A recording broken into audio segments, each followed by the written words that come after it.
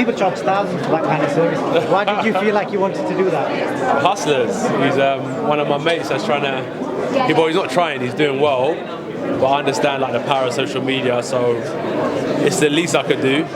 He helped me when I was coming up. I used to go down and spar with him, and it's just what we should do for each other. We, like my people, just look out for them the same way they look out for me. Post boxing management, training, promoter, what do you kind of see yourself doing? Charity, probably more property stuff. I don't think I'll probably be too heavily involved in the management side of things. It's tough. But maybe more advisor for athletes, recovery, longevity in the sport, mentality. I could advise for those things, but in business, probably more property. And did you still see Daniel Dubois as a little kid? That's just a fighting talk. I respect the man.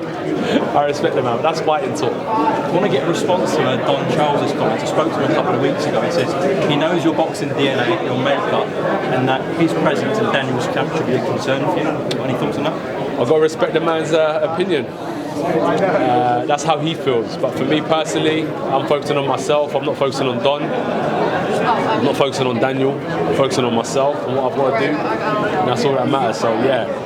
What Don says is going to be irrelevant when the first bell goes anyway. Of course, you're both North London guys, you're both in boxing. Didn't actually know you had a relationship before, like when you were in the amateurs. With Don? Oh, I met Don at a petrol station once, and I was like, oh, you're Derek's trainer. And I was like, oh, I'm trying to do this boxing thing. Can I pop down your gym? Pop down. I used to do some rounds with Chisora. Used to spar a lot. And then after a while, Don told me I should stop coming to his gym, and that was it. And I respected the man's wishes. And from Meriden Way. It's all love, isn't it? Guys, we're going to take a step to the right. Training camp, how has it been? It's challenging, really challenging. But Is this the hardest training camp you've had? No. They're all like this, all like on the same level, all tough. From how would you rate your opponent on Saturday? 10 out of 10. Very, very good. Take one more step to the right. Thank you. From Meriden Way to Finchley ABC to Olympic glory to headlining Wembley Stadium for the third time, potentially coming three-time heavyweight champ of the world, whilst carrying Nigeria and Watford on your back. What does this moment mean for you? When you put it like that, it means a lot. When you put it like that, it means a lot. But I'm quite respectful of my position. That's why I spend time in Meriden, I spend time in Finchley, and at Wembley I worked hard so I can perform in front of the people, and that's what I do. I give them the respect they deserve. Do you know what I mean? AJ, you've been at big occasions throughout your whole career. Yeah. When it comes to Wembley, 96,000 fans, like how is that really something that comes into mind? Do you think about it a lot?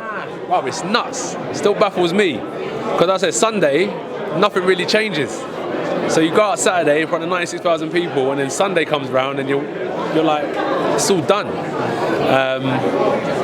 But I think it'll be something that like we look back on. When you're riding the wave, you're just riding the wave until you get to the end of that wave. That's when you take a step back and you really admire what's happened. So right now I'm just in that conqueror's mindset, like what's the next feat, where are we going next? And 96,000 people, as good as it is, I've got to go out there and win. Tyson Fury is back in Dubois to win this one. What do you say to all the people that are his fans, people who are maybe looking over you and say maybe it's a little bit, it's his time to take the throne?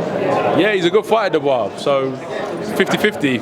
I think certain people are going to back him, certain people are going to back me. And I can't take anything from it, you know what I mean? I just got to make sure that I focus on myself and prove myself right.